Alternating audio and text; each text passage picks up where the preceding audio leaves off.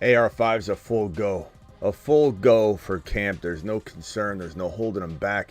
He said he was 95% when he went on Pat McAfee.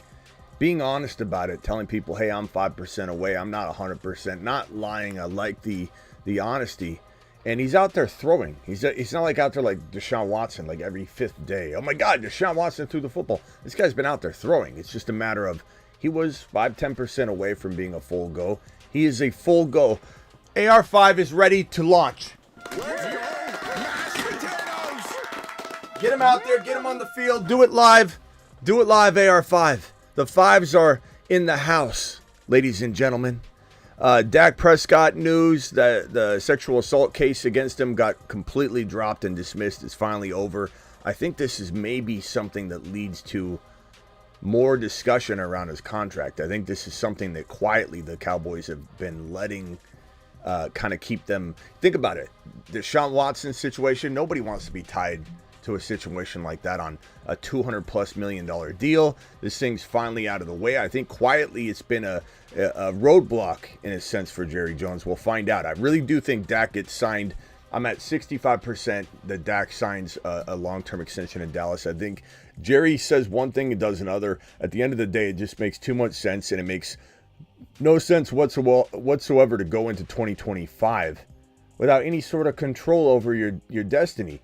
This team can win with Dak. They need to support him, and they didn't this year. So it's going to be a wild ride if he goes into the playoffs and loses in round one, and everybody blames him again when Jerry didn't get him an RB. He didn't get him anything. But he'll still play well from a fantasy football perspective. He's still feeding CeeDee Lamb, and we need Dak there for Lamb. Dak re-signing is the best thing for CeeDee Lamb's long-term value. If we don't have Dak in Dallas, we don't know what Lamb is. Similar to how we feel about JJ right now. Everybody knows JJ is the number one wide receiver in the NFL. He's going number 6 and number 7 overall in a redraft best ball draft. Why? Because no one can trust that he'll get the football. That's what could happen to CeeDee Lamb. We need Dak. We've got Tua, DK looking like fire, catching footballs from Russell Wilson. We'll talk about Russell Wilson and in this field situation, and I think quietly it's one of the most crafty running back twos in Superflex that you could find. And I think the cat's going to be out of the bag soon. So if you want to dominate Superflex, I got you in your best ball redraft and your best ball redraft and your Dynasty Superflex. I got you. I got the winning formula for both formats. Aiyuk, a little bit of update, not a lot. The Fantasy Football Show begins right now. Live from the FantasyFootballShow.com studios. It's the Fantasy Football Show. Live! Monday through Friday, 8 p.m. Eastern. Smitty is also live whenever news breaks. From the FantasyFootballShow.com news desk, here is your breaking news.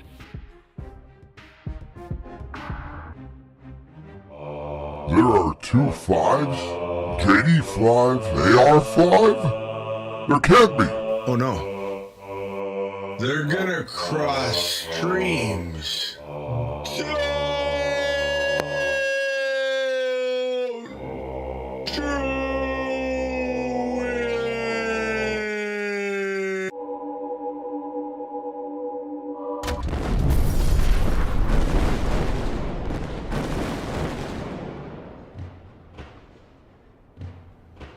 If there's anyone that can survive this kind of situation, it's both JD5 and AR5. The 2 5s, the 2 top 5 Dynasty Fantasy Football QBs. Let's go.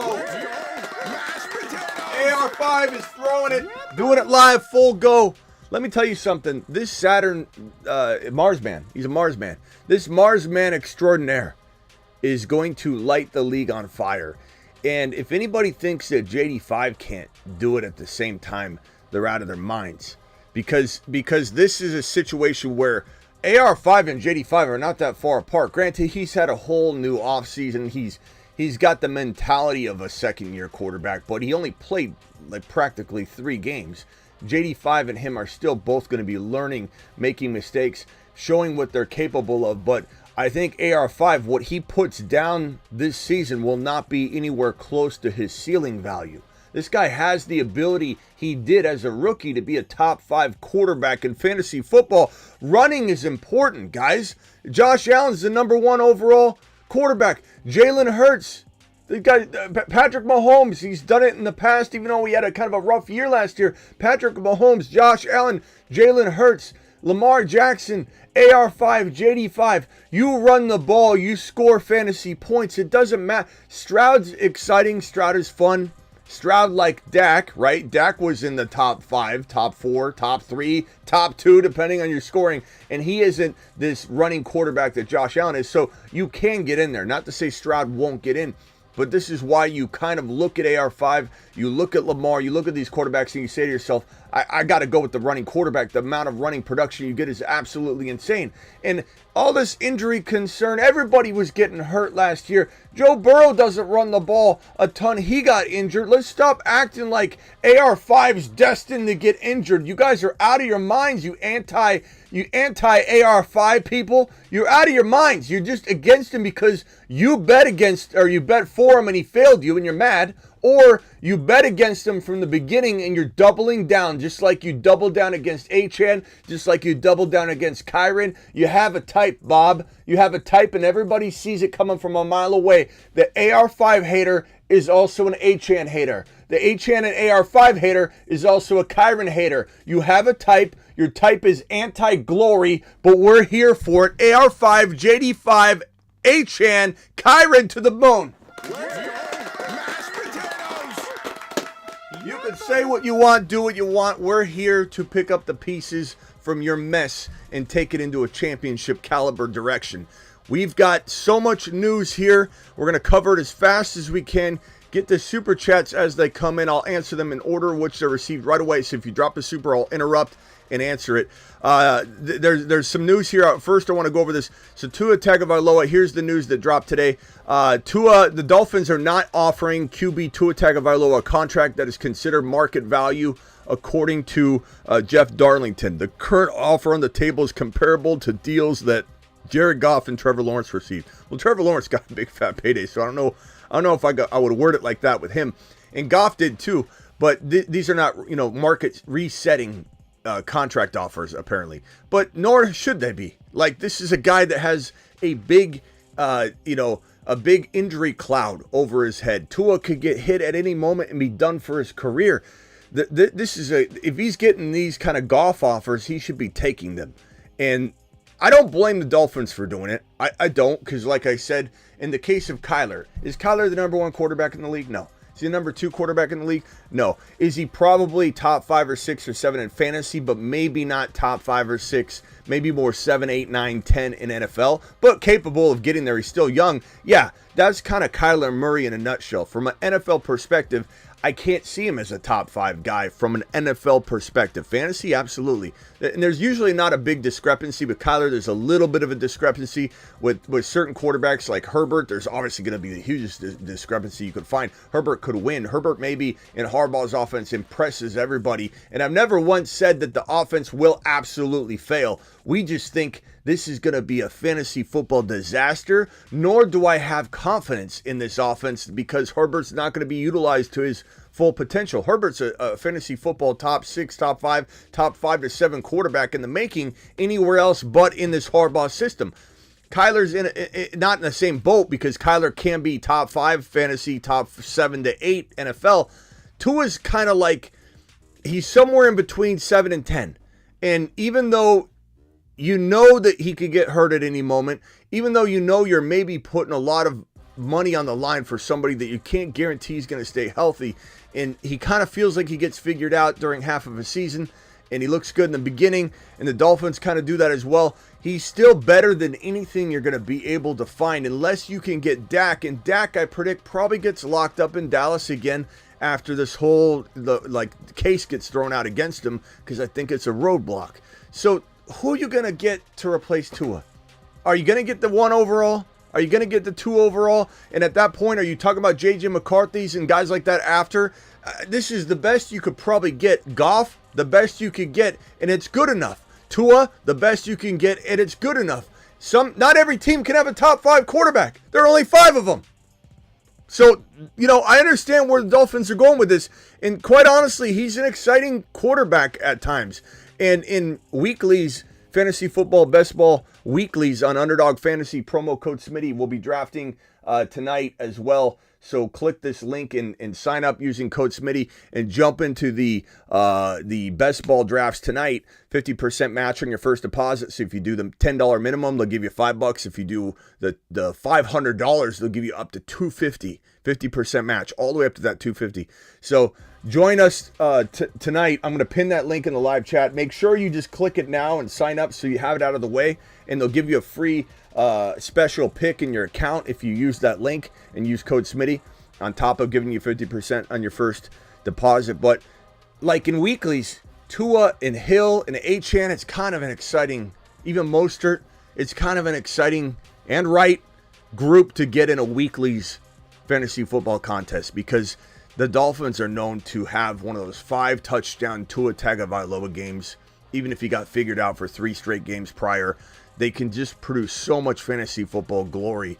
It's a great weekly pick. And Tua is good for Tyreek Hill. Tua is good for Waddle. Tua is good for Achane and Mostert in the game, in the entire. Doesn't matter. Like, you want to talk about wins and playoff wins and how far this team could go, the Super Bowl odds. Like, I understand. I'm not here to necessarily debate that. I'm here to tell you that Tua Tagovailoa, there's no reason to not lock him up if the price is right.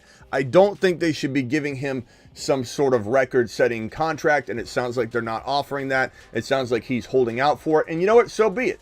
You franchise tag him. You figure out a way to march on with Tua in a way that makes sense for you. You don't have to buy into this. Everybody gets the top quarterback salary known to man. This guy's also looking for a payday. Amari Cooper, I'm trying to get paid this year, he says. And he's Ziggy. How old is Amari Cooper? 29? Amari Cooper is 30 years old 30. and was born on June 17th, 1994. I forgot he just turned 30. He just turned 30. Oh, no. He turns 31. No, he just turned 30. That's right. He just turned 30. That's why. He's 29. He's 29 over a month ago. Just turned 30 on June 17. So this is a 30-year-old wide receiver. What kind of money is he going to get?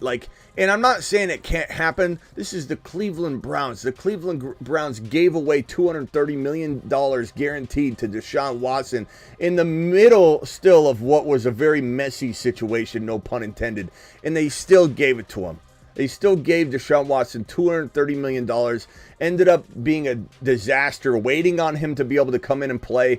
There's still some sort of threat of some cases being brought against him, and what that would mean. The contract is such that any of the existing cases couldn't be held against him in terms of the contract. It's absolutely ludicrous what the Cleveland Browns did with their cap, what they did with their future, tying themselves to Deshaun Watson, and his contract is ugly. They can't get out from under this unless they stumble upon a Brock Purdy, and it makes it so easy to ignore this contract that you can't get rid of for years. Like, he's not going anywhere this year or next year. This is an ugly, ugly contract they can't get out of. So if anybody's capable of surprising me a little bit, it's the Cleveland Browns. Giving a 30-year-old wide receiver big money. He wants to get paid. You can't blame him. It's his last shot. But Amari Cooper is not somebody I would be giving any sort of long-term money to. Brandon Aiyuk, there's not much of an update other than, and this is coming from our boy Raj, so we know it's not any sort of,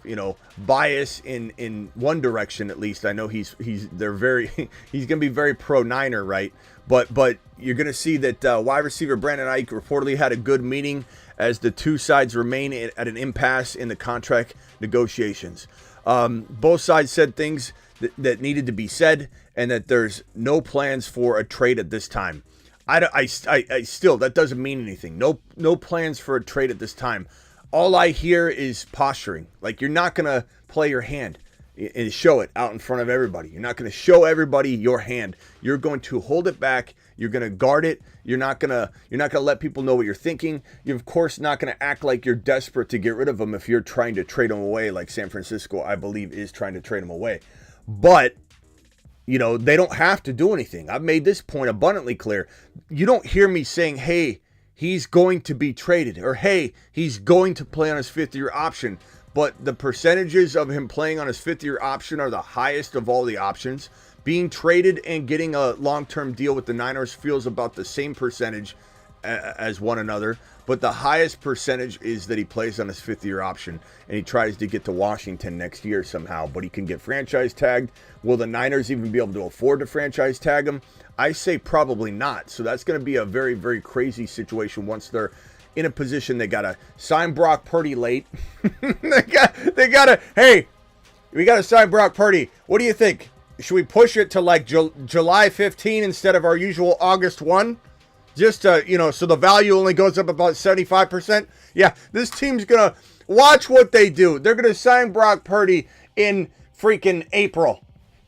And we're going to go, come on. Why can't you do that with Debo? Why can't you do that with Aiyuk? They'll probably figure out a way to sign Brock Purdy early, but they can't do it with other players. It's absolutely the most ass-backwards type of negotiation and dealing with contract extensions from any team I've ever seen.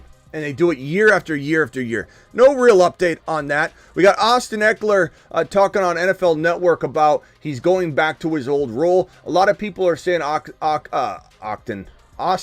Ekeler is old, washed, can't do it anymore. And I definitely called this last year. I'll admit it. I admit that I said that he was a guy that in the middle of the season I would trade for on the low because it cost you nothing and the shot that he could bounce back. And he didn't bounce back, but this was probably my number one or my number two overall biggest avoid drafted players in 2023. And boy, a lot of people staved off a complete disaster in a fantasy unraveling by staying away from Ekeler. I keep calling him Ekeler. Austin Ekeler, the Ockmeister. This guy was garbage all year long. You lost your league practically if you drafted him in the first round. And he was 28 years old. Christian McCaffrey's 28 years old entering this season. So 28's a scary, scary year. But the Ockmeister is going to potentially be in a position where he's catching balls as much as he's running the football. And this is good for his potential to squeak out one more year, because hitting that hole when you lose a step in the NFL is why you fall off the map. Derrick Henry needs to be catching more footballs than he's ever caught before, catching the ball in an open space so he can get momentum and then take it from there. That's what makes a running back have some relevancy. Alvin Kamara's 29. There's some relevancy still there because he can catch the football. And that's why you can kind of survive a little bit at that 28, 29. Now, Henry's a whole different case because he survived between the tackles, but he's an outlier. You can't even use him. He's an anomaly. But they do need to throw to him this year because we did notice a significant drop-off in his quick step in Henry. Ekeler, the same thing. Ekeler also is injured all year long. So I'm going to say this.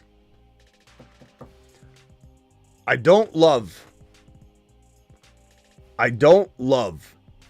Austin Ekeler this year, but he's such a value. He's going in like running back 3-4 territory. I think we take a stab, and not just in one league. I think we take a decent share of Austin Ekeler, especially in best ball when you've got JD5 and you can cuff that together because I think it'll work. They plan to throw the ball to him a lot, and he says, "You seem you've seen." I think he's saying seen what it looks like when I produce. You're going to want me on your fantasy football team. He's a very fantasy football oriented guy. And I play in a league with him. And he's an absolute monster catching the football. And I think he still could be. I don't know that he's going to ever be more than a 600-700 rushing yard running back ever again, but he doesn't need to be. You want him to get over 1,100 total yards and that 7 or 8 touchdowns and like 40 plus receptions. And I think he can do that here. He's also paired up with his former running backs coach that is the one that kind of shoved him into the spotlight in the beginning of his career when he was part receiver, part running back. So he's back with the same coaching staff that helped him deploy that type of output, right? And now he's back doing that same divide. I think there's a shot that Austin Ekeler crushes his ADP. If he climbed into the 4th round and was going like in the 5th round where Kamara's going or anywhere like that, I'd probably be out, right? But we're talking about like a free stab in the dark at a player that is very excited to be in a position to catch footballs again, to have a 50% divide in his workload, to be coached by the same guy that helped get him there doing that, back in the day when he was 50% wide receiver. I'm feeling pretty good about his ADP. And if we're wrong, it doesn't cost you anything. You don't lose a league. Cut him and pick up your top waiver wire guy. Ekeler's in a good position to really not hurt you at all by drafting and investing in him, especially in best ball. So I'm going to go ahead and say I'm not co-signing for him, but I'm definitely saying I don't mind if we're going to draft a little Austin Ekeler this year, to be honest with you. I'm feeling pretty good about it. And this isn't because I play in a league with him and I'm trying to make sure he comes back on the show. Because he was going to come on the show and it was all lined up. And this could be a coincidence, but then I did post an Instagram meme that showed an old man running, and I said, "Is this a?" And it looked like Austin Ekeler. He had the shaved head. I was like, "Is this Austin Ekeler?" I forget what the meme was, and then he canceled the interview. I don't know, Ekeler. I'm sorry. I got AB mad at me. I got Ekeler mad at me. I believe Ekeler's still in this league that I'm playing. I hope he comes on the show. I'm gonna reach back out to his people and get in contact with my people. My people are just me because I'm a one-man band. And we'll see if we can set this thing back up when I can tell him I believe in him this year. And I promise you, this has no influence on that. I definitely am not somebody that lets that affect what kind of content I create. That's why I put that meme up of Austin Ekeler. I didn't care. He's coming on the show. I would have told him to his face, are you dropping off? And if he came on the show, I would be straight with him. But I'm going to tell you right now, I'm going to spoil it. I'm going to tell him I believe that if they put him in his old role, which he confirmed today, this is what I would have asked him. If he could have came on and say, Ekeler, you could probably smash it for one more year catching footballs. And it sounds like that's what they're going to do. That has no influence on anything. I truly believe at his cost of entry, it's worth it. Now, I would say this to him. I'd say, like, how does it feel to go from a first rounder to now you're barely a flex play? Does that motivate you? Are you pissed off about it? Is it a harsh realization? Because that's what he is, but the value's there for it. But stay away from Ekeler if he like rises into the 3rd, 4th, or 5th round. Like you can't, if you're drafted on ESPN in the pre-rank still showing last year because nobody ups their pre-rank. Make sure you're taking him in a safe, smart place. Nobody come back to me. I always get somebody who takes what I say wrong. A week from now, someone's going to go, Smitty, you better be right. I took Ekeler in the 4th round. I disown you. If you do something stupid like that. You've just been Smitty. But Ekeler at a running back 4 it's where you're getting him. Even 4-5, zero risk. He could catch enough passes alone that even if he didn't run the ball at all, he still might be very, very productive for you in a PPR format or even a half PPR. Think about it. If you catch 55 passes and you have like 500 receiving yards and like 5 or 6 touchdowns total, who cares what kind of running? Like that's a flex-worthy bye-week injury strikes you, throw that running back in type of player. That's pretty damn good to have on your roster. Guys, I don't know how else to say this other than DK Metcalf looks like an absolute machine right now. You know how we've been talking DK Metcalf up as that you're at the 3.1 and you got sniped. You don't like any of the wide receivers and you're pressured to take somebody. You see DJ Moore getting selected over and over and over. Brandon Aiyuk could be interesting there if he was in Washington, so you could take that risk if you want. But DK Metcalf was literally out there with Russell Wilson, and we'll talk about Russell Wilson and Fields, and we'll talk about Cousins and Penix Jr., your solutions to Superflex dominance. I told you, I gave you the secret weapon last year, Jordan Love. You draft Jordan Love as your QB2, you win your championship in your Superflex. And how many people won? Motion detected. We did it, and we did it live. Jordan Love absolutely single-handedly won people fantasy football leagues last year in Superflex. That was the formula. It was executed to a T, and he exploded. So I'm going to give you that solution again and go over it in detail in a second as far as this year in redraft or best ball and dynasty. But DK Metcalf has been, circling back, you're at 3.1 and a 1 QB, and you hate your options. We've been saying it for weeks. DK Metcalf. Let people hate on you. Let people say, oh, you took a 4th rounder. Let people say whatever they want. DK Metcalf is still a wide receiver 1. DK Metcalf still has the ability. He was out there throwing, catching passes. Let me show you this clip. It's absolutely crazy what DK Metcalf was snagging out there, catching raindrops from Russell Wilson. Now, before I sit here and say, okay, now we need to make sure we're drafting Russell Wilson. I'm not necessarily saying that. Let me see if I can pull up this footage of DK Metcalf. It was absolutely glorious. So DK was out there catching passes from Russell Wilson. Russell Wilson's throwing some nice raindrops, but he always does this. Russell Wilson always goes, there's DK. Look at that snag. DK's coming out. He's coming out. Look at this one. Look at this one. DK's running. DK snags it. DK is literally grabbing these balls. There's one at the end where DK grabs this football, and it looked like he snagged right here. He snagged this ball that would look like nobody could have caught that. He's like, just grabbed it like that. DK Metcalf looks amazing right now. He makes one of the most underrated wide receiver 1s as your 3rd drafted player in a Snipe City mode where you don't like any of the players that are available. I'm not scared to take him as my wide receiver 1. I'm just not. He's 10 to 15 touchdown capable. You heard me. 10 to 15. Wide range. I didn't say he'd score 15. I said he's 10 to 15. And he could get you 13, 1,400 yards.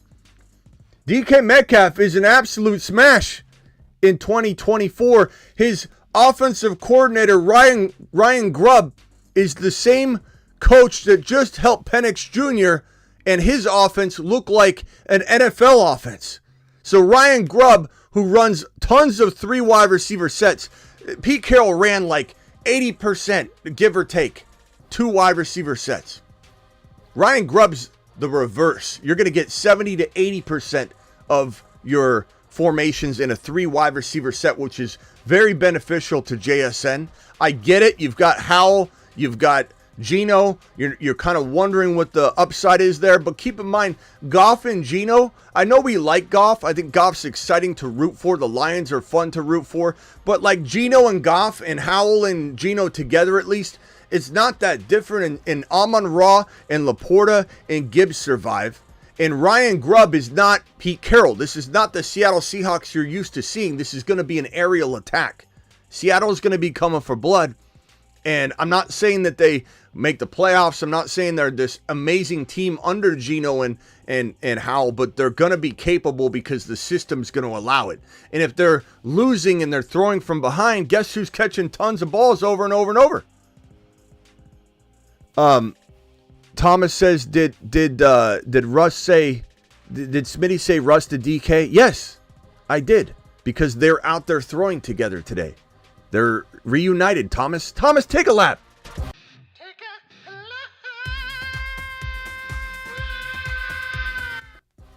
Now, why are they throwing together, Thomas? I don't know, but they're out there throwing footballs together. I don't make up the script, Thomas. So anyway, as far as Russell Wilson, who, yes, Thomas, we know, we weren't born yesterday, doesn't throw to DK in games anymore. They're out there playing together. It feels like Russ is looking good, right? He always does this. He's out boxing. He goes to these NFL, skill drills, like at the Pro Bowl and Super Bowl appearances or whatever, when they go and do these skill drills. And Russell's throwing these raindrops, just straight down, raindrop in the bucket. Like, he is so accurate. Russell Wilson always is amazing at that kind of stuff. Practice. He's a practice guy. Looks fantastic. Practice. But in a game, it's different. You know, you got people chasing you. You got to make decisions, read the defense. I'm not saying he's capable of reading defenses. He's been pretty good in his career, but he's definitely dropped off. He talks to imaginary people. There's a lot of room for this to blow up still. This is just because he's throwing darts to DK right now in training, in a training session. Their rapport is amazing. Like Geno and DK, Russell Wilson and DK. I wish this could be put back together. I really do.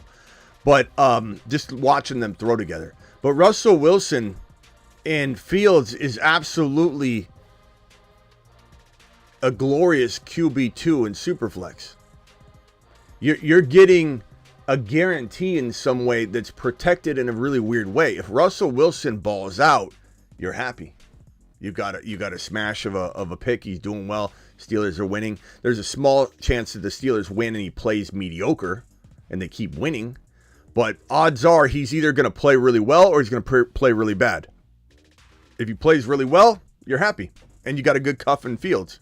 If he plays very bad, or even if he plays pretty good, but the Steelers keep losing, they'll yank him and put in Justin Fields. And Justin Fields, whether he wins games or not, is going to score an astronomical amount of fantasy points because his rushing potential. And his rushing potential is something that is very intriguing, I think, for not only Arthur Smith, who likes to run the ball, but also for a team that needs some kind of spark and something different. This is going to be absolute glory in your fantasy football draft, in your best ball or redraft Superflex, where you can go early QB. Let's say you take AR5, you take JD5, you take Hurts, you take whoever is your QB1 in round one, whatever pick you get that allows you to get that one quarterback. You return to normal non-QB, 1 QB mode, right? Second round, take a non-quarterback. Third round, take a non-quarterback. Fourth round, take a non-quarterback. Whenever your ADP suggested rank, because everyone's is different, starts to say, hey, you better take Russell Wilson here or you're going to miss him, you grab Wilson.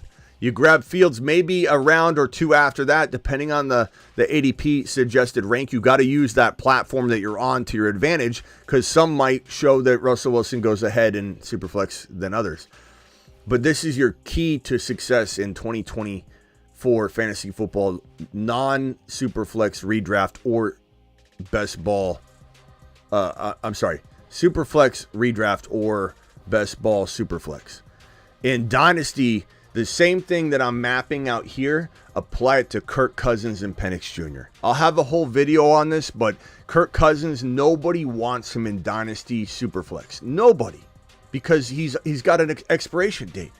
Nobody necessarily wants Penix, at least early on. They want him. They're going to stash him. But because he's not starting. So they're like the perfect combination. You can get both of them late. You can draft your JD5, your Jalen Hurts, your Josh Allen, your Mahomes, whatever, to get your 1 QB secured. You take Kirk Cousins, who's laughable as your starting 2 quarterback, right? Because he might get replaced right away. He's older, Achilles tendon. But you grab Penix Jr. and it's absolutely locked, and you're smashing your league. You're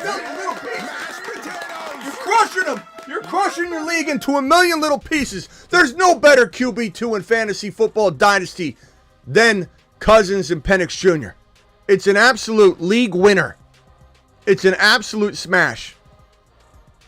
And the final note, again, to wrap all this up, DK Metcalf, let's put him on the Moonman list. The Moonman, dropping loads in outer space.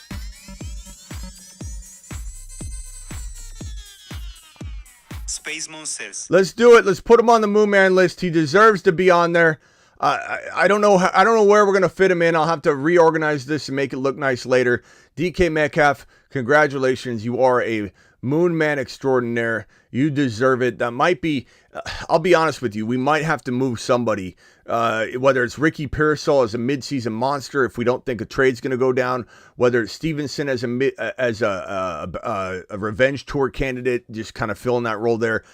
Ford, he could move. Dell ain't going anywhere. Ben Sinnott ain't going anywhere. Brooks, Zamir White, Coleman, Murray, Penix Jr. aren't going anywhere. DK isn't going anywhere. The vulnerable guys are on the far three only because they fit into a very solid. They fit into a very solid second group, which is still very important, and that's the midseason monsters and the revenge tour. Here's the revenge tour. It's time for some revenge, baby. Revenge tour, revenge tour. Revenge tour, revenge tour. So, yeah, you're looking at this right here, you say to yourself, like, damn, there are some repeats, right? Like Bijan's on the Saturn, but he's still going to be a revenge tour. I'm not taking the Falcons off. We could definitely put the Falcons, like, in a corner here, like, together as, like, a grouping. Like, maybe I do that. Maybe I figure out a way to clean this up and kind of organize it. But, yeah, the Falcon crew is going to be over in the corner here. They deserve to be together. This is going to be an absolute glorious bounce-back year for all the Falcons players. And so we will put them over here in the corner. And London, God, this thing won't move. London, there we go. Kyle Pitts in the corner as well. Tank Dell, we'll put him over kind of in the focal point of this thing. Kyle Pitts to the moon. Kirk Cousins to the moon. There we go. We'll do something like this. Okay, so there are Falcons players, right? But Cousins' revenge tour, just because he's coming off injury, but Penix Jr. could definitely take his job. Joe Burrow is definitely trying to do some revenge tour action.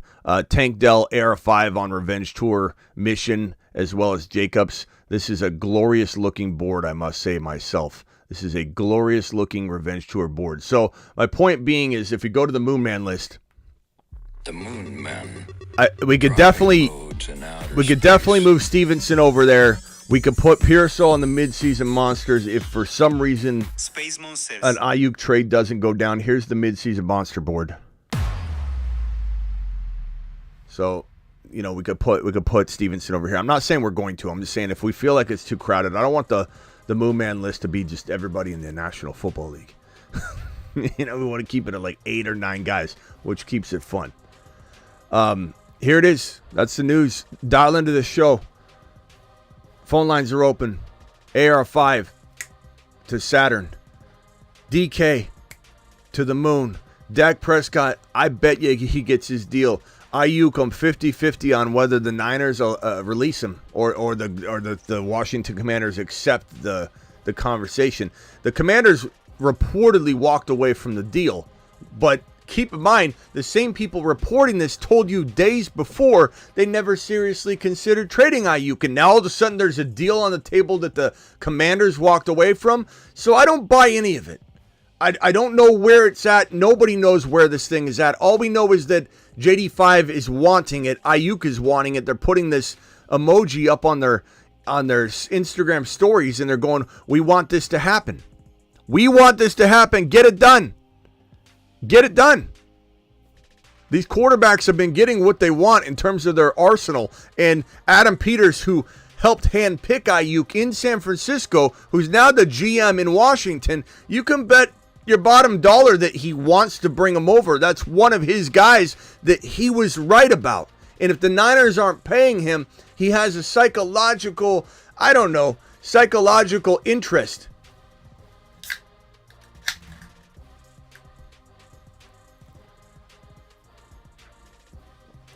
Nothing like a cream soda. I'm getting back into it's dripping because I had it in the freezer. I have a psychological take on this, that Adam Peters is thinking, you guys don't want him. I handpicked him. Give him to me. Let me show you you're making a mistake by not following through with what I want. And a Niner fan's going to say something like this. But Smitty, they offered him 28. You don't know what they really offered him. The Niners aren't in the business of letting all the details out, so we don't fully know. Just because Schefter said something, Schefter's wrong all the time. Sometimes Schefter and Ian Rappaport, they get so deep into a story, they don't want to look like they made a mistake, and so they double down on it, ends up being wrong. Schefter just told you the Niners never seriously entertained trading Aiyuk. The next day, the Commanders backed out of a trade. And both reports come from him. So say what you want. Dial into the phone line. Call into the show. Call into the show.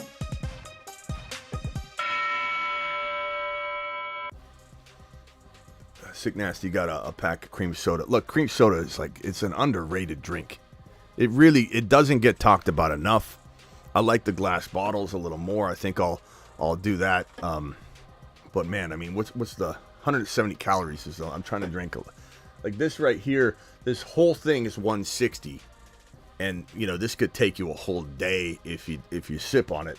So, versus drinking like 140 calories or 150 calories in one Coke and having like 7 of them. So your boy's been dialing back. I've been losing a little around the edges from this, so it's been working. But I had to dig into a cream soda because it was sitting there in the fridge. I couldn't resist. It was the last one. Put it in the freezer right before I went live.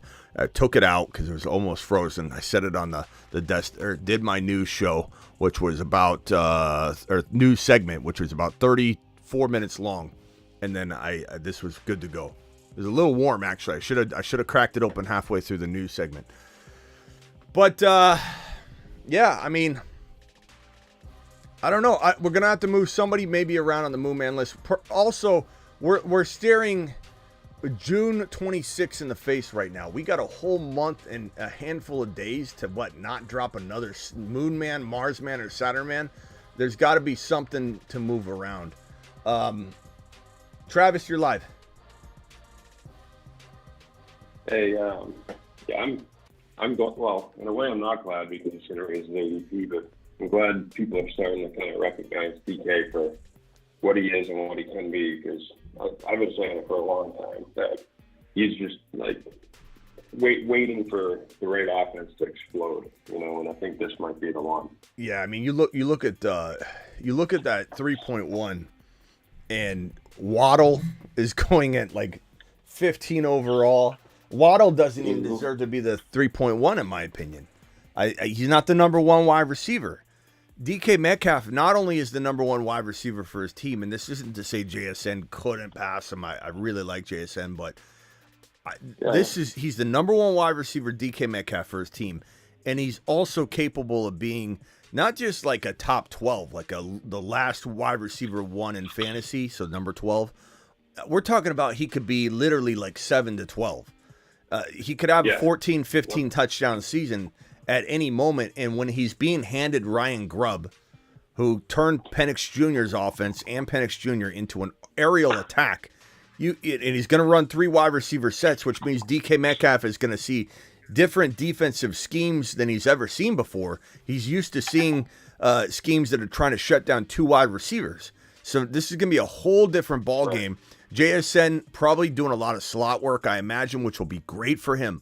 But keeping this defense in a different state of mind and letting DK run maybe some different routes than he's used to running. And I think Ryan Grubb will try and expand his route tree to a point where everybody's been assuming DK can only do 1 or 2 things. He's very one-dimensional. And I've even said... One-trick pony. Yeah, and I've even said he is played one-dimensional. Like, they play him one-dimensional. Right. Whether he is or isn't doesn't really matter. Perception is reality. And they didn't use him anything but one-dimensional. Now we get to see what DK can truly do. And he's so quick. He's one of the quickest wide receivers in the league in terms of, like, acceleration. There's that one video that they replay all the time where he chases down who is it that he chased down in that video? I forget. But this he's so quick, and this guy's an absolute specimen. I can't wait to see DK impress people as a third drafted player, and I'm giving everybody full approval, Smitty approval, to draft him at 3.1. If you don't like what you're looking at, I'm taking Achane over him. I'm taking Kyron over him. I'd consider Josh Allen over him. If I felt like that build would work. But, like, you're sitting there and even Waddle falls, pass on Waddle. You're sitting there and Nico's there. I don't care about Nico at 3 point. I don't think Nico's a top 25 guy. Give me DK. He's the bona fide stud there. Right at that point. Take Tank Dell in the middle of 4. Take Tank Dell in the middle of 4. Don't mess with Diggs at 3.1. Don't mess with Nico at 3.1. Don't take... I don't know what other wide receivers that keep getting snagged there. I'll pull up the ADP right now. It's ridiculous that everybody just goes, well, I might as well take a wide receiver. You will never, ever have me giving advice to tell people to take a position and not a player. That's what I mean most of all when I say take best player available. Do not ever draft a position because you're worried. You're scared little Scotty. You're a petrified Peter. Oh, the wide receivers are getting scooped up. I must grab, let's see here. We'll start grabbing Waddle at 18 overall. Yeah, let's grab a second wide receiver, 18 overall. You got even Malik Neighbors going 25 overall. What in the hell is wrong with people? You're taking Neighbors over DK Metcalf?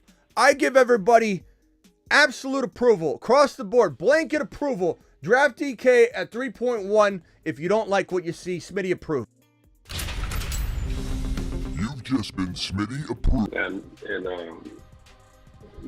keep seeing a lot of the data shows that you got to have four out of 6 of your first spot to be a wide receiver, or 40 your first 5, or 40 your first 7. Stupid data.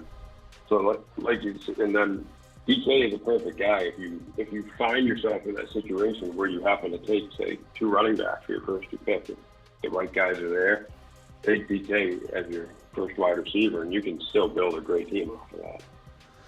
Yeah, it's crazy, bro. Yeah, and no one's saying, again, hear what I'm saying. No one is saying, especially me, that you take DK no matter what at 3.1. This is, I'm having an emergency meeting here. We're talking about if Kyron's gone, if Achan's gone. I would much rather have Kyron or Achan or maybe even Derrick Henry and Tank Dell than have DK Metcalf and then force my running back, whatever. Even if it's someone I like Jacobs or somebody, I like Jacobs and DK. It's really strong. Like if you end up going that way, it's fine. But I'm not sitting here saying I don't like Tank Dell at cost better than DK at 3.1. I'm not saying I do or don't. I'm saying that I'm not passing on Achan or Kyron at all whatsoever at 3.1 or 2.12. I'll take Tank Dell. I'll take Devontae Smith. I might even get DK in the 4th round, depending on who I'm drafting with and what platform I'm on. But we'll have to see. AR5 throwing Amari Cooper, 30 years old, wanting an extension. Tua Tagovailoa. Anything tickling your fancy in terms of these topics there, Travis? Real quick, did you see the super chat from Navage and Justin? Oh, no, I didn't. Hold on. Let me go find those. Justin Rush says, what's up, Smitty? The Browns will cave to Cooper, in my opinion. Well, it depends what they cave to. Like I said, should they sign a 30-year-old wide receiver to a new deal in a market that's exploding for wide receivers? Hell no. But will they? Again, what their track record shows that maybe hell yeah, they're going to. I don't know. It'll be crazy if they give him big money. It'll be insane. Navage with the $2 holler says 25 plus 26 second for right, and you have Achan and Mostert. Absolutely. I could give 2 craps about 25 and a 26 second rounder when you can get a player that, yeah, he would be an early first round pick. But if you had Achan and Mostert and you're sitting there at like 2.1, which is practically, round 1 still, and you take, so 2.1 is a second rounder, and you take right this year at 2.1 to secure your backfield. If you had the 2.1 this year to go back in time and take them, of course I would. If you said, Smitty, I'm calling in right now, do I take right at 2.1? I don't have another pick, and I've got Achan and Mostert. I'd say smash it. Don't care. Who cares what people think about it? That is a great pick. So you're giving up the 25 second rounder, which is what that would be this year, 24 first second rounder, and then you're giving up 1 additional 26 second rounder to just get it done. Like, I don't care. Do it. Smash it. Do what you got to do. You have your backfield locked up for years. 100% smash it. Smitty. Thanks, Navage. Appreciate you. Thank you, Justin, for the super chat. Sorry, go ahead, Travis. What do you make of? I know Amari Cooper said he wants to get paid, wants a new deal, and he also said he's trying to avoid injuries after missing OTAs. Do you read into that? Like, does that worry you, or is that just in context? Like, I'm not here because I don't want to get hurt and not get my deal. Read it as that? I mean, he's probably saying like, holdouts lead to injuries. Okay. He's probably trying to explain why he's not holding in or holding out, because both of them can lead to injuries. Yeah. I think he's probably just explaining that. Look, I'm not selfish. I want new money. I think the Browns could give him a nice little bump. I'm fine with that. They should be able to make him happy. Yeah, make him happy, but you start paying him on the values that we're seeing now, you're just absolutely punting your future away yet again. But Amari Cooper at 30 years old, Cooper Kupp is being called wash right now by the majority of fantasy football. And I agree at old value, I would stay the hell away from him. But you're not paying that. You're paying third to fourth round value. I love him in round 4. Cooper Kupp, I'm 50-50 on in round 3. I'm starting to stray away from him in more drafts now than I was because he was in the 4th round. That was free to me. I felt like that was a great stab at a low-end wide receiver 1 that may or may not play the whole year that way, but for 10, 11 games could give you wide receiver 1 value. Cooper Kupp was a smash in round 4. As a round 3 guy, because he's been climbing, he becomes a little riskier. Everybody's values dependent on their cost, return on investment, ROI. So Cooper Kupp,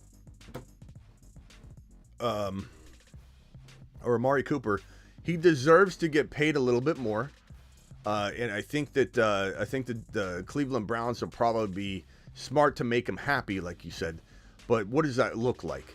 I have a feeling that they're going to give him some sort of like $40 million guaranteed deal, which is well below what like an Aiyuk would get at 70 or something, but is still crazy to give somebody $40 million when you're seeing Cooper Kupp, which is what I was trying to explain. Cooper Kupp, 30 years old, and now he's washed, right? This guy's 30 years old. What's different? Just because you haven't seen him crap the bed yet? Like you're about to. 30 years old is a very delicate year. I think that 30, Kupp could have another good year. He's 31. Ziggy, how old is Cooper Kupp? Cooper Kupp is 31 years old. So 31, He was born on June 15th, June. So he just turned 31. 1993. So 31 years old, Cooper Kupp could have like a 10-week great year.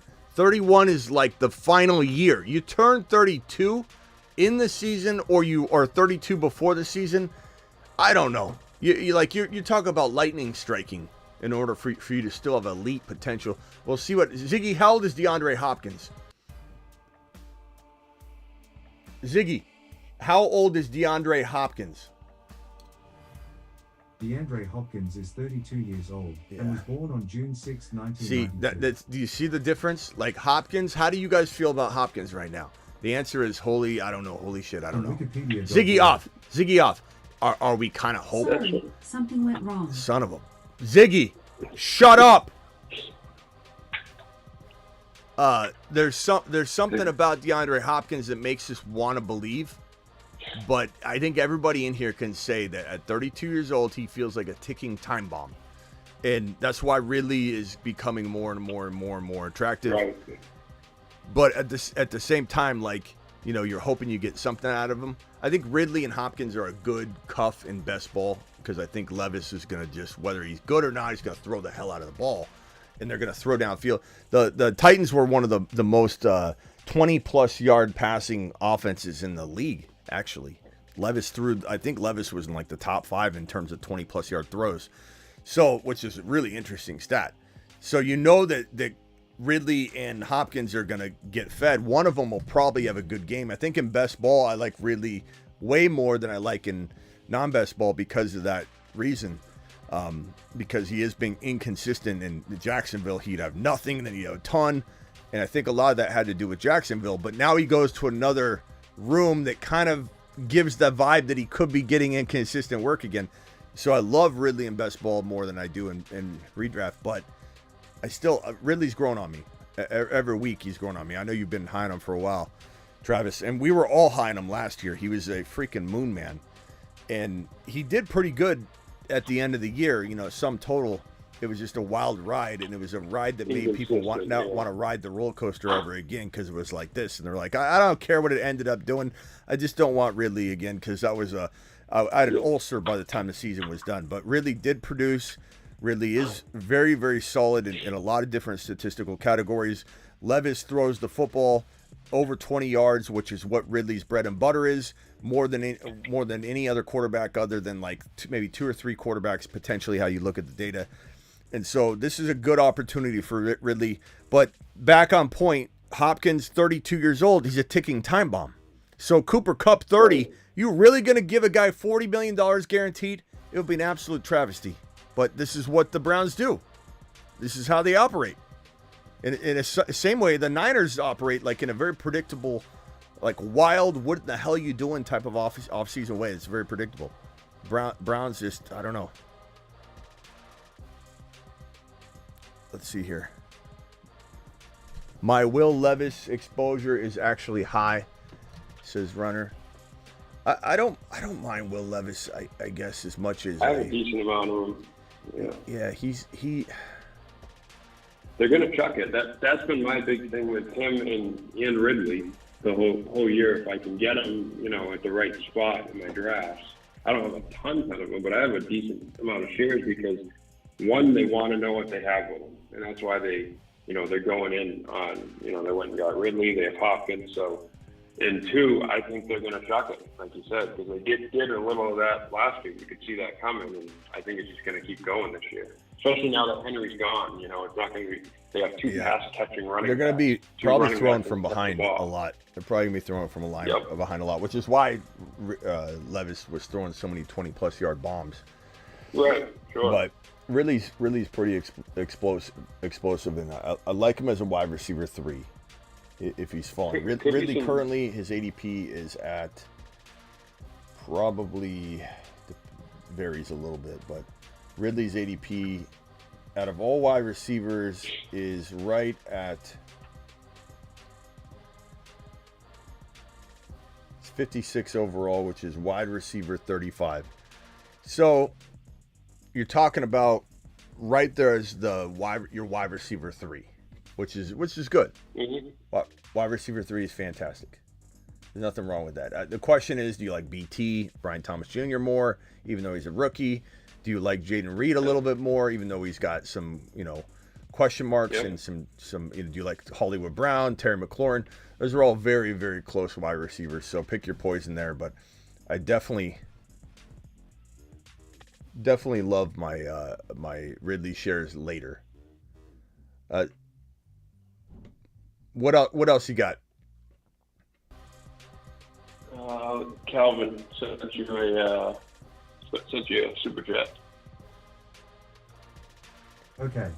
Let's see here. Calvin Krim dropping a $5 holler. Hey Smitty. Hey Smitty. I think you mean Geno. Geno didn't exactly light it up last year. Are we expecting a bounce back year with the new offensive scheme? Do we trust him to deliver? Well, as Ziggy off, as I just mentioned several times earlier, Calvin, I don't know if you were here for the beginning of the show, but Ryan Grubb is going to be deploying a lot of 3 wide receiver sets. He's going to have an absolute aerial assault similar to the one that he brought to Washington, where Penix Jr. was thriving last year. So this is that same mental or that same mind coming over. And Ziggy off. And it's going to be absolute glory, I think. Not so much Geno, but just to see DK, JSN, this offense kind of open up. It's going to be a lot different. Now, as far as the question of Geno, I answered this earlier in the show too. I don't think Geno or Howell's necessarily much better than a Goff. But how is Goff doing? Is Goff delivering the football and facilitating it to St. Brown, to Laporta, to Gibbs, to Geno? The answer is yes. So to Jamo, could Geno Smith be very similar? Like, you don't love him. He's not the most crafty fantasy pick whatsoever. Like, you're never going to be playing this guy in a 1 QB. No doubt about it. He's not going to climb into that territory just because Ryan Grubb's there. But he's going to look a little bit like Goff in a sense, and Goff is an acceptable enough option to get the football in the hands of the playmakers. So tough call to say like where you would ever draft Geno, but he's certainly going to have a better year under Grubb. I like what's going on in Seattle. I like what I'm hearing, and hopefully Walker also benefits greatly from this system. But we'll have to see how Ryan Grubb decides to use his running backs at the pro level, which is something I think it's going to be a little bit different. I don't know if we can extrapolate everything from college, but especially when you have different talent levels in college too. It's not like he's been handed a Kenneth Walker before, so we'll see what he does. Yeah, and just quick context to like the DK matter. If something happens with Geno, at the worst, Sam Howell can throw it. And so, I know he struggled down the stretch a little, but you can get the ball to the receivers. So in that new offense, he may even be a little bit better than he was last year. Jack, Attack, you are live. What is up, my guy? Hey, Smitty, how's it going? I got an interesting one for you. It's about Dynasty League with Iceman. Basically, I formed this super duper team, and you let me. You know how chaotic. I don't know if you remember how chaotic that league is. I don't know what you're talking about. What league you're talking about? But it's our Dynasty with Iceman. I don't know if I don't know. You played lawyer one day for some of the trades, but basically, I'm starting to. Buddy and I were drinking one night, and we came up with a bet: me versus the field, my team versus the field, and it's a 12-man. Okay. And I'm contemplating taking it, and then everyone else is hearing about it, and they want in on it against my team. I'm wondering if this team has what it takes.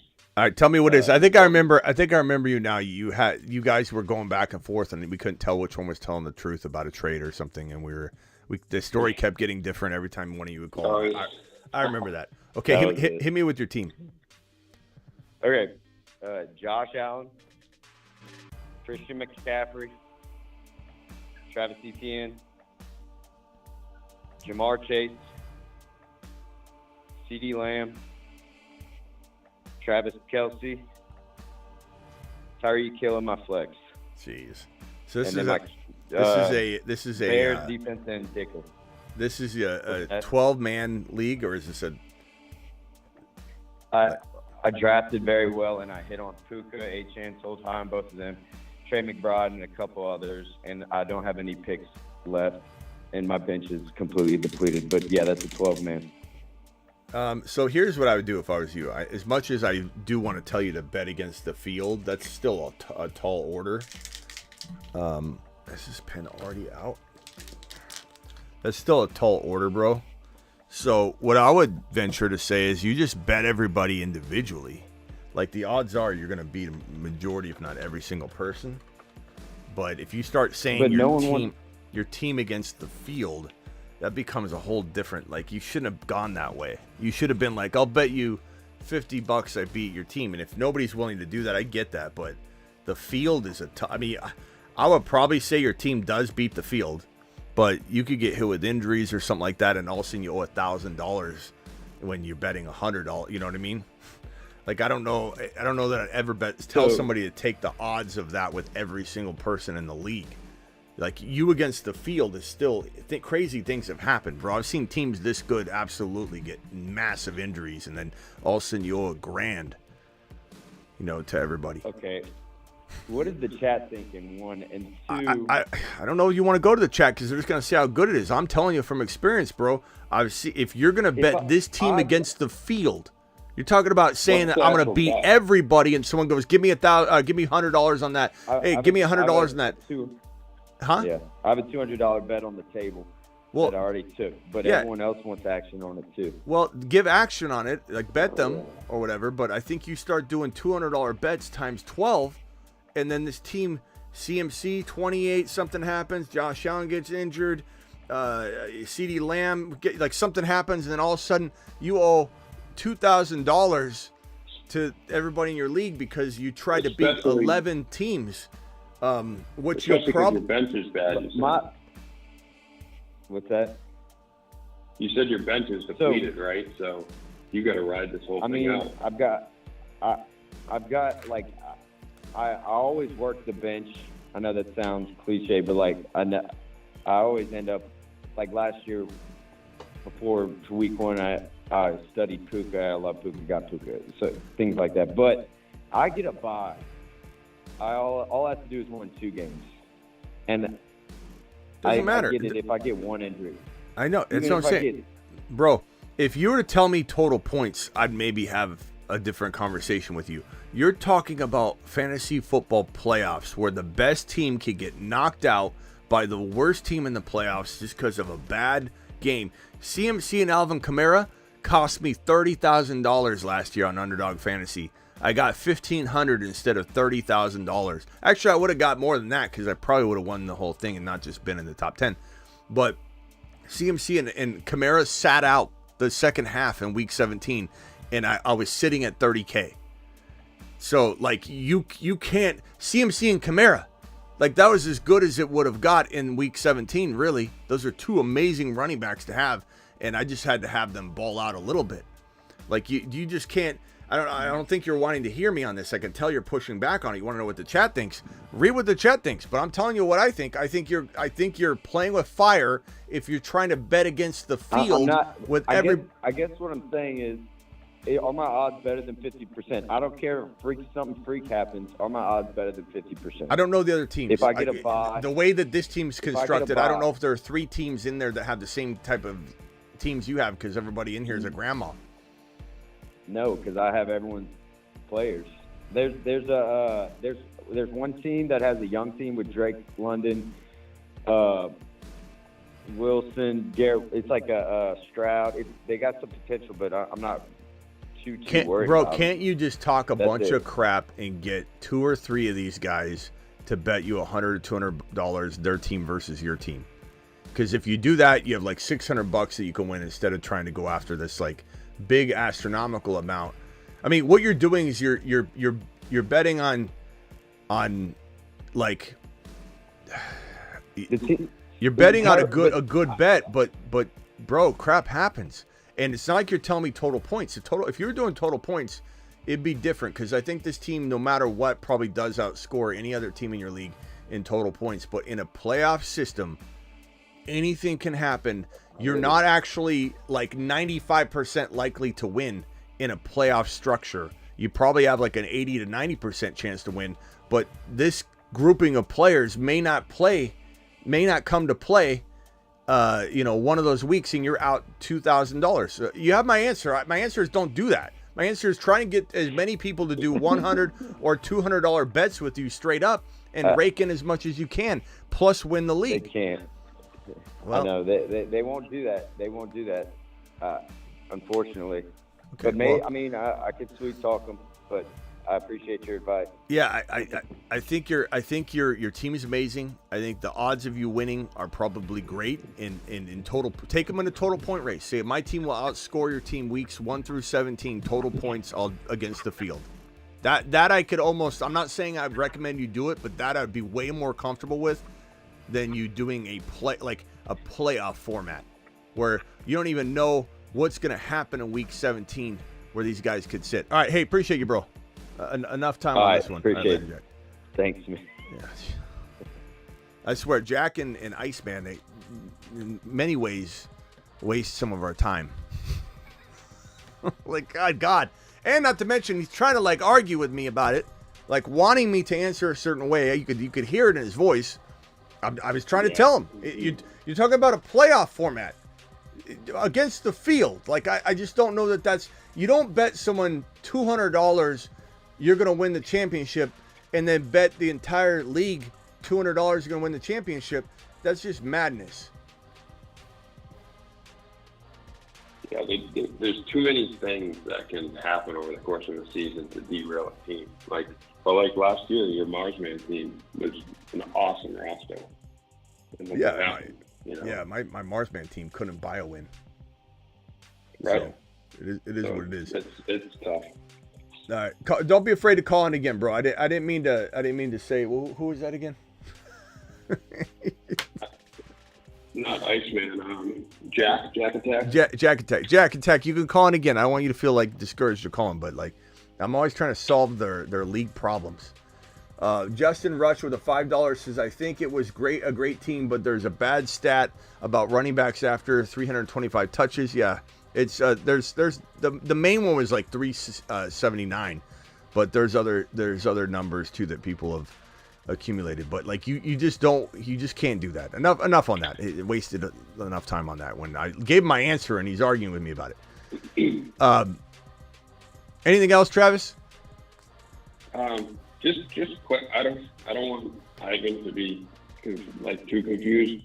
just make sure you let him know you're not anti-wide receiver, because he's doing other strategies now. I think the other night he was, going back and forth with you a little, and now he's saying anti-wide receiver strategy to the moon, but I just don't want him to, mix it up that you're not anti-wide receiver. Ivan says, Smitty, the 0 to 1 wide receiver approach through 5 rounds work for me. Yeah, it's and again, Ivan, don't go in with a cemented plan of attack. I'm not telling you to go 0 wide receiver. I'm telling you to pick the best player available. If that leads you down a wide receiver approach, it leads you down there. I've drafted I don't want you to be watching one of my best ball shows. We'll do that tonight. Links pinned in the live chat, Underdog Fantasy, promo code Smitty. Here's the link we'll be drafting tonight. Click the link. Get in. They'll give you a free pick and give you 50% match on your first deposit. We'll be drafting tonight. There's the link. The link's pinned in the live chat. The link's in the description of the video. Ivan, I don't want you to be sitting there tonight and I'm at the 12 pick and I go, I'm going to go wide receiver here. And you go, what is he doing? He told me he's anti. Make sure you understand what I'm saying. Best player available. Not a position. You don't draft a position. You draft a player. And you always draft a player, never a position. And the player might be wide receiver. The players might be running back. I love drafting RB.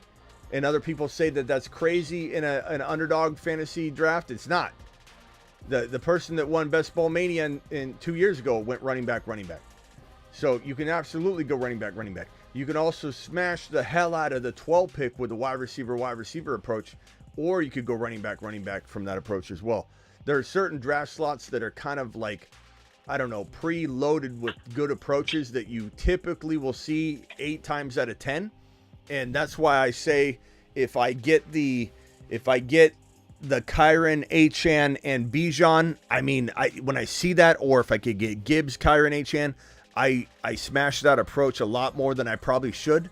And I love it. And I'll even get into the 4th round and I'll take Mahomes, Hurts, or Josh Allen. And I won't have a wide receiver yet at all. And I don't care. Because I'll get at least a Tank Dell to be my wide receiver 1 or somebody of that nature, that will fall. I've got Hollywood Brown and Mahomes with that without having a single wide receiver yet. And I feel really good about that. I'll have Jaden Reed and Christian Watson with the Hollywood Brown, or I'll have some kind of crazy wide receiver room, but I'll have the best 3 running backs, I'll have the best quarterback, and I'll absolutely smash people into a million little pieces if I hit on my wide receivers, which isn't always a lock. That's part of the fun. You're always going to have something to where you're trying to build this or build that.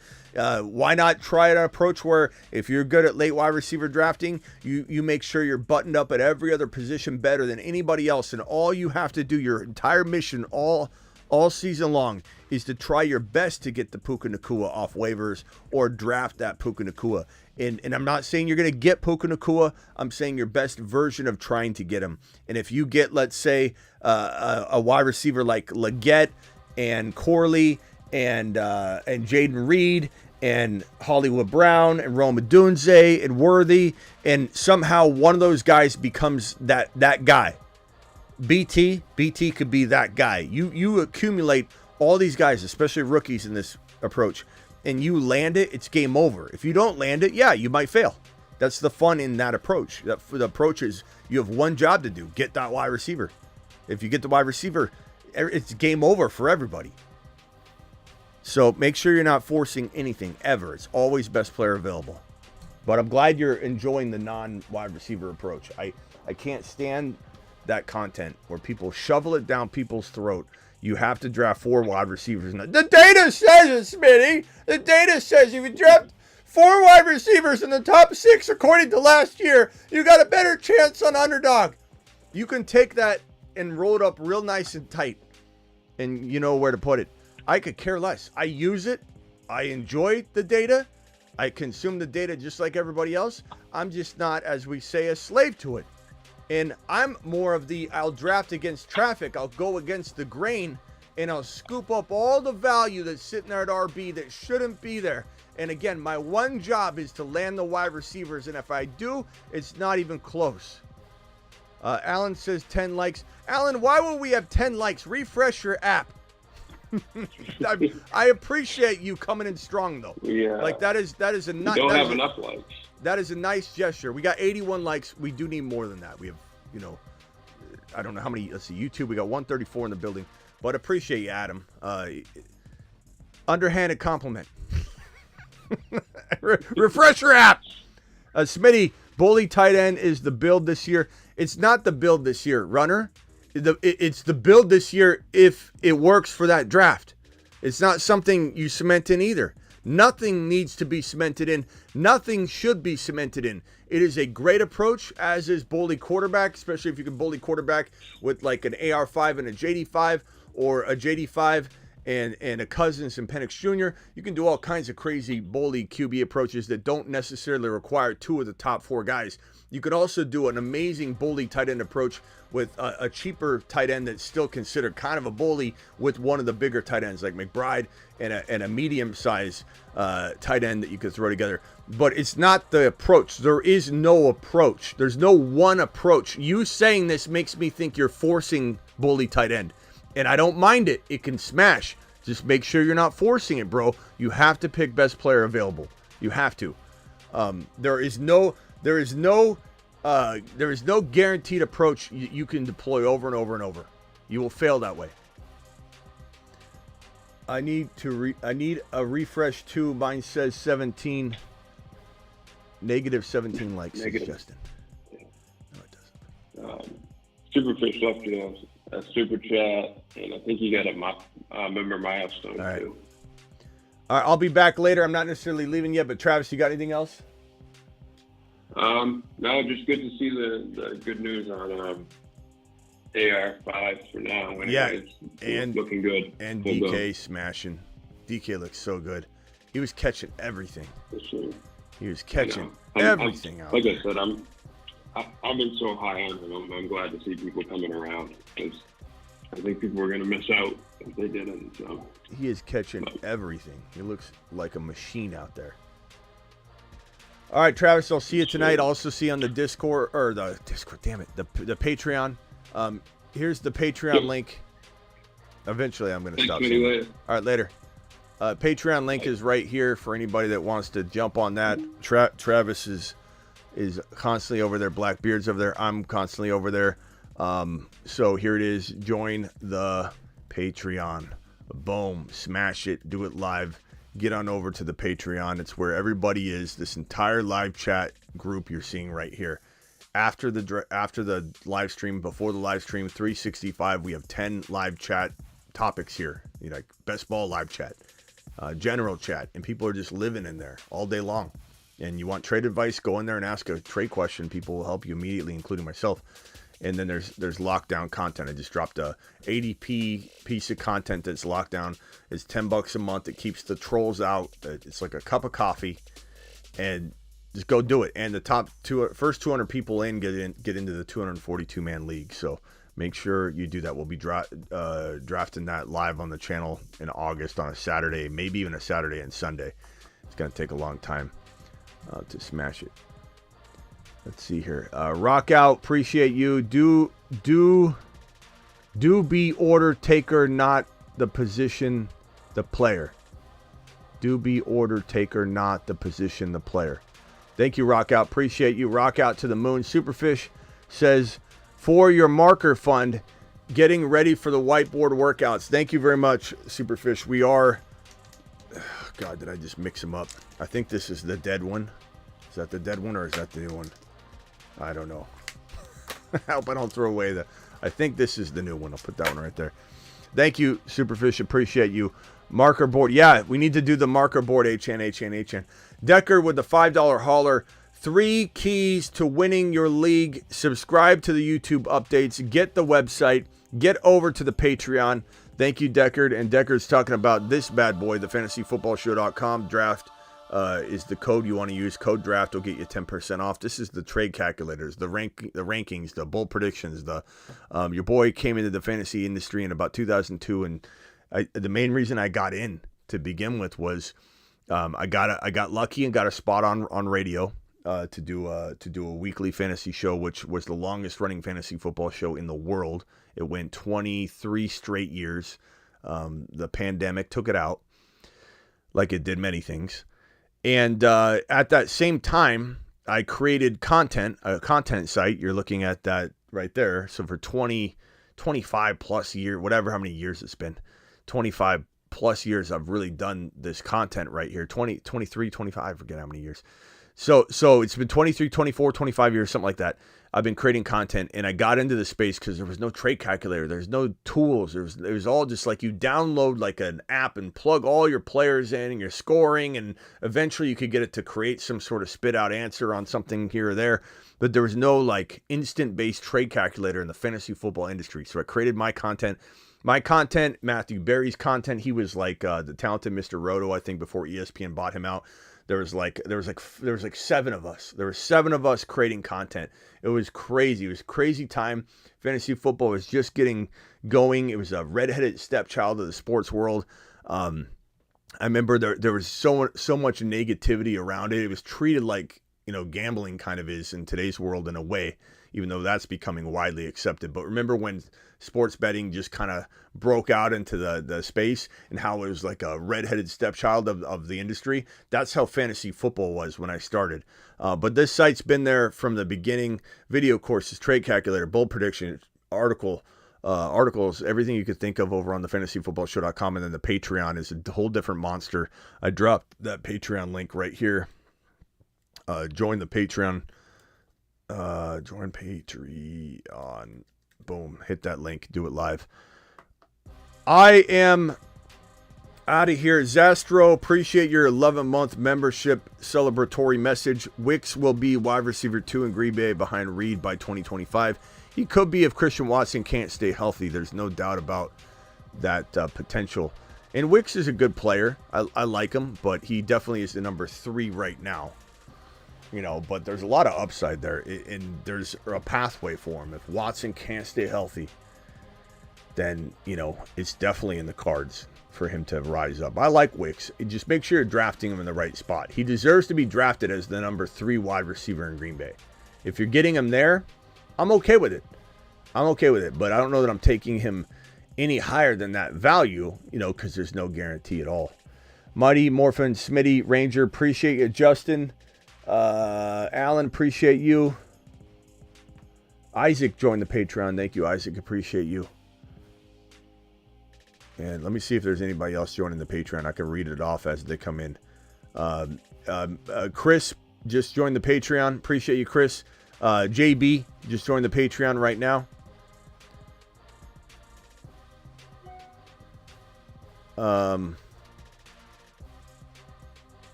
Yeah. Okay. I'll keep calling you guys out as you join, but we had like Isaac join earlier today. We've got like 10 people join today. Appreciate you. I'll see you all later.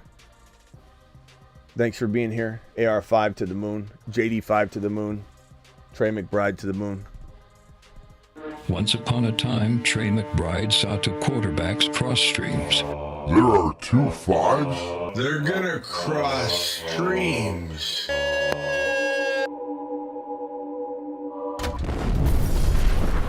He worked effortlessly trying to accomplish this feat on his own. Then, one day, he crossed his 4th and 5th round average draft position.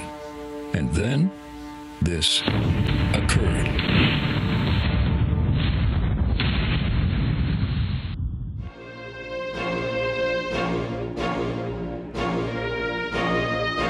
Get McBrided.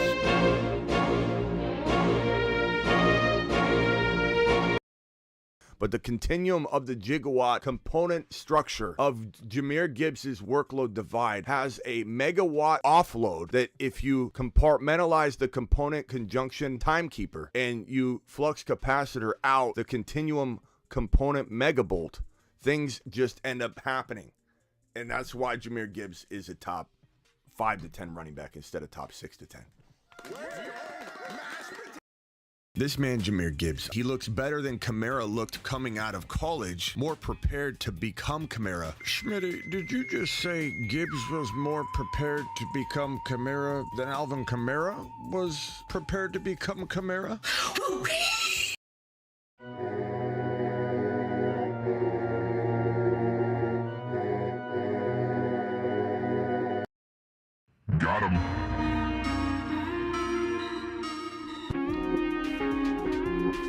Live Monday through Friday, 8 p.m. Eastern, which is the show you're watching right now. Thanks to my mod crew. Thank you, Travis. Thank you, Blackbeard. Thank you, Sick Nasty, Space Ricky.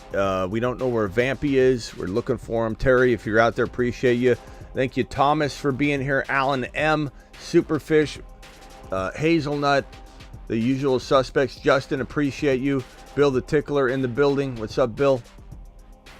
Liquid, appreciate you. Ray G, Fallon. Fallon and Allen and Jeff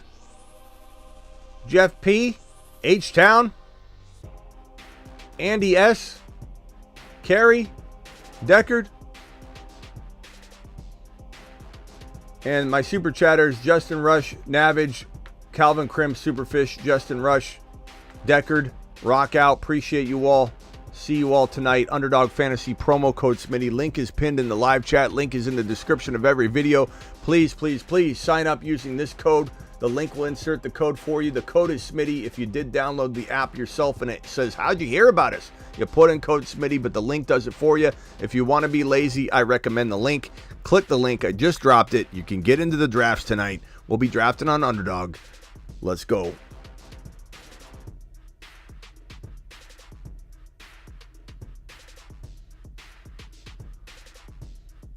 Thank you, Travis. Thank you, Blackbeard. Thank you, Bill.